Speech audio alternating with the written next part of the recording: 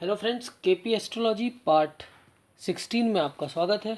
इस भाग में, इस वीडियो में जो मैं आपको बताने जा रहा हूँ कि अगर हमें किसी का नेचर देखना है तो हम किस प्रकार से देखेंगे कि वो निर्मल है, शांत है, सॉफ्ट है, एंगर है या एंगर करने वाला है, गुस्सा करने वाला है या सेल्फ रेस्पेक्टिंग, फोकस्ड है, स्वाभिमानी है, किस तरह का वो इंसान है वो हम उसको देख सकते हैं। बाकी आपके पास अगर लग्न कुंडली है तो उसके अनुसार भी आप काफ़ी चीज़ें देख सकते हैं। तो अब मैं आपको ये समझा देता हूँ। कस्पल सब लॉर्ड निकालना मैंने पिछले वीडियोस में बताया हुआ है कैसे देखते हैं हम। भाव संधि क्या है, ग्रह क्या है, वहाँ से आप कस्पल सब लॉर्ड, फिर कस्पल सब लॉर्ड का नक्षत्र लॉर्ड और सब लॉर्ड आप वहाँ से देख सकते हैं। अब यहाँ पर एक कुंडली ली हुई और ग्रह और निर्देशित भाव मैंने सॉफ्टवेयर से यहाँ पर लिखा हुआ है और कस्पल सब लॉर्ड भी मैंने सॉफ्टवेयर से ही लिया हुआ है।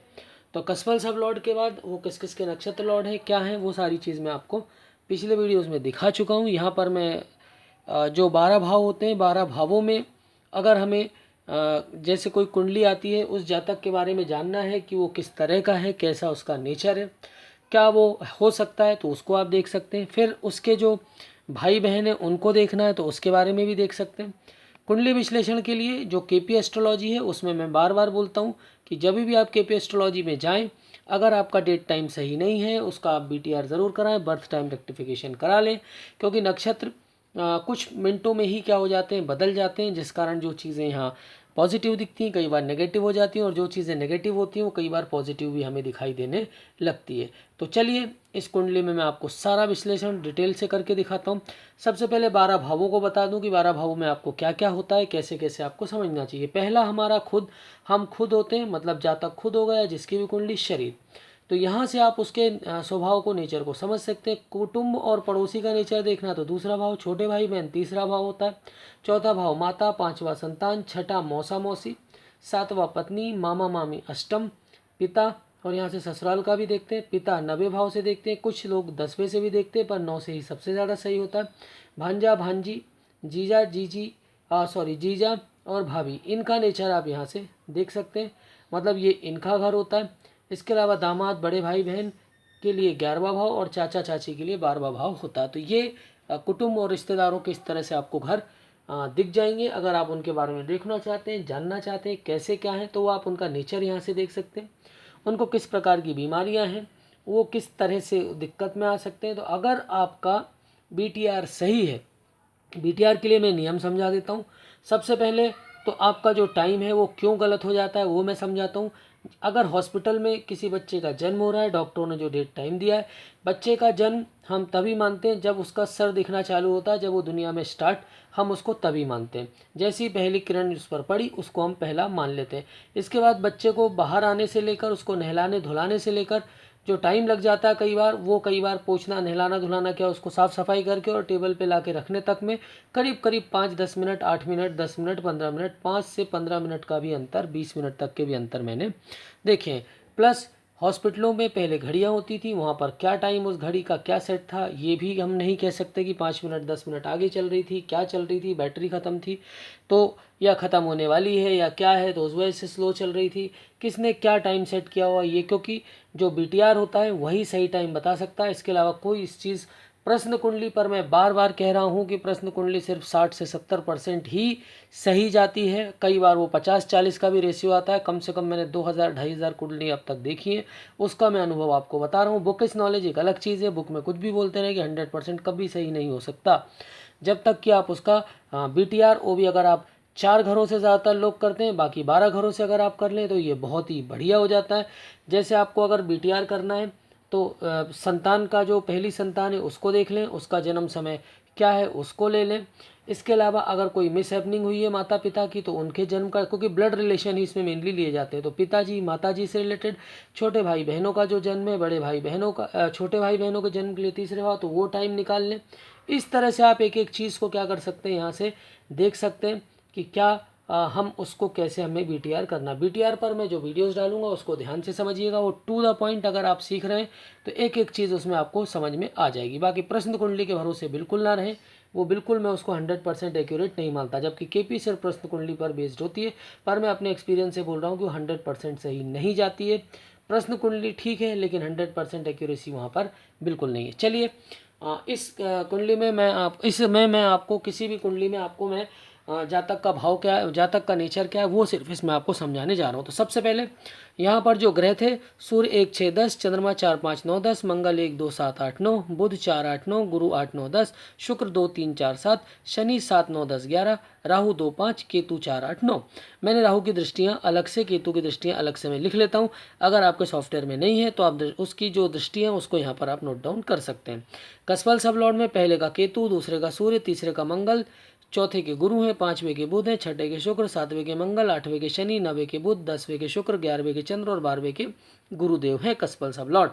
इन भावों पर ये कसफल सब लॉर्ड में आप उसको भाव संधि और ग्रह से जाकर आप देख सकते हैं। भाव संधि से कसफल सब लॉर्ड, नक्षत्र सब लॉर्ड और सब लॉर्ड आप भाव से दे जाकर वो ग्रह से जाकर देख सकते हैं। तो चलिए एक ही कुंडली आई थी मेरे पास, डेट टाइम में नहीं दे पाऊंगा। किसी को अगर पर्सनली कोई कांटेक्ट करना है तो व्हाट्सएप पे मुझसे इसका डेट टाइम ले सकते हैं। तो चलिए इस लग्न में, इस कुंडली में हम इंसान का नेचर कैसा है, स्वभाव कैसा है, वो क्या सॉफ्ट नेचर का होगा या एंगर होगा या थोड़ा सा सेल्फ रेस्पेक्टिंग फोकस्ड होगा, किस तरह का को वो हम देखने जा रहे हैं। तो सबसे पहले लग्न खुद का देखना है। तो लग्न, यहाँ पर लग्न के जो कसफल सब लॉर्ड हैं वो है केतु। देखिए केतु हैं। अब केतु किसके नक्षत्र में, वो मैंने सॉफ्टवेयर से लिखा हुआ है भाव वो ग्रह से। तो केतु बुध के नक्षत्र में है और शुक्र के सब में है। तो यहाँ पर हो गया कसफल सब लॉर्ड, नक्षत्र लॉर्ड और सब लॉर्ड। अब यहाँ से केतु बुध शुक्र हो गए। अब देखिए केतु किस किस घर के सिग्निफिकेटर है। केतु यहाँ पर 4 8 9, बाकी उसकी दृष्टि मैंने और नोट की हुई है। तो यहाँ पर हो गई 6 8 9। इसके अलावा जो नेचर है बुध का, नक्षत्र लॉर्ड है बुध, वो बन रहे हैं बुध जो बन रहे हैं वो बेसिकली यहाँ पर देखिए मैंने यहाँ पर लिखा हुआ 6 8 9। तो यहाँ पर थोड़ा सा करेक्शन, इसको 6 8 9 कर लीजिएगा। ये 6 8 9 है। और सब लॉर्ड जो बन रहे हैं वो है शुक्र। तो शुक्र को देख लीजिए, शुक्र 2 3 4 7 और यहाँ पर ये 8। तो यहाँ पर भी थोड़ा सा करेक्शन, इसको भी ठीक कर लीजिएगा। ठीक है, ये दो चीज़ें आपको ध्यान में लेना है। अब यहाँ पर जो सबसे मेन चीज़ आ रही है वो कैसे हमें देखना है, क्या करना है, वो मैं अब आपको बताने जा रहा हूँ। तो सबसे पहले अब देखिए जो इंसान थोड़ा सा सॉफ्ट नेचर का होगा तो 1 4 10, गुस्से वाले के लिए 7 8 12 और जो सेल्फ रेस्पेक्टिंग फोकस्ड हैं 3 6 10। तो इस तरह से आपको यहाँ पर इसको देखना होता है। अब मैंने एग्जाम्पल्स में लिए हुए एग्जाम्पल 1 और एग्जाम्पल 2। तो सबसे पहले केतु में आ रहा है 6 8 9 12, बुध में आ रहा है 6 8 9 और शुक्र में आ रहे हैं 2 3 4 7 और 8। तो इस तरह से हमने केतु बुध और शुक्र को लिया। अब देखिए जो निर्मल या सॉफ्ट नेचर के होते हैं उसमें 1 4 10। तो यहाँ पर आ रहा है आपका थोड़ा सा ये चौथा, शुक्र में क्या आ रहा है 4 आ रहा है, तो ये 4 है। इसके अलावा जो गुस्से वाले होते हैं वो देखिए 7 आ रहा है, तो गुस्से के लिए 7 आ रहा है। इसके अलावा जो और जो बेसिक चीज़ें हैं, शुक्र आ गए आपके 7 आ गया, तो 7 थोड़ा सा गुस्से वाला बनाएगा और 8 भी आ रहा है तो 8 भी गुस्से वाला बनाएगा। अब यहाँ पर ये दो चीज़ इसको गुस्से वाला बना दे रही हैं। प्लस अब देखिए आप यहाँ पर 6 8 9 12 केतु में आ रहा है 6, तो ये 6 देखिए ये सेल्फ रेस्पेक्टिंग बनाता है, तो 6 को करिए, यहाँ भी 6 आ रहा है। लेकिन 8 8 8 केतु में भी आ रहा है और 8 कहाँ आ रहा है, बुध में भी आ रहा है। तो ये इंसान, ये तो कंफर्म हुआ कि ये थोड़ा सा क्या होगा, सेल्फ रेस्पेक्टिंग होगा, मतलब स्वाभिमानी होगा, प्लस क्रोधी भी होगा साथ में। और जब 4 भी यहाँ पर आ गया तो थोड़ा सा यहाँ पर शांति की ओर भी रहेगा। तो मतलब लगभग इसमें तीनों गुण यहाँ पर मिल रहे हैं। लेकिन अब अगर आप यहाँ पर देखें तो यहाँ पर 8 है, यहाँ पर 8 है, यहाँ पर 8 है, तो 8 मतलब गुस्से वाला, 6 6 6, तो 6 मतलब सेल्फ रेस्पेक्टिंग। और एक ही चीज़ आ रही है यहाँ पर 4, तो 4 जो अब जब यहाँ पर आ रही है तो मतलब यहाँ पर 7 भी है 8 भी है। तो यहाँ पर देखिए 7 और 8, तो मतलब गुस्से के लिए तो क्या कर दिया इसने 100% दे दिया, प्लस गुस्से के लिए देखिए आप यहाँ पर 12 भी आ जा रहा है। ठीक है, तो ये इंसान गुस्सा इसका बहुत अनियंत्रित होगा, लेकिन साथ में क्या होगा, सेल्फ रेस्पेक्ट भी होगा। अब सेल्फ रेस्पेक्ट के लिए मैं कैसे कह रहा हूँ कि देखिए सेल्फ रेस्पेक्ट के लिए आ रहा है 6 और 6, तो कुछ स्वाभिमानी और कुछ क्या होगा, ये थोड़ा सा हल्का सा सॉफ्ट और स्वाभिमानी नेचर का भी होगा। लेकिन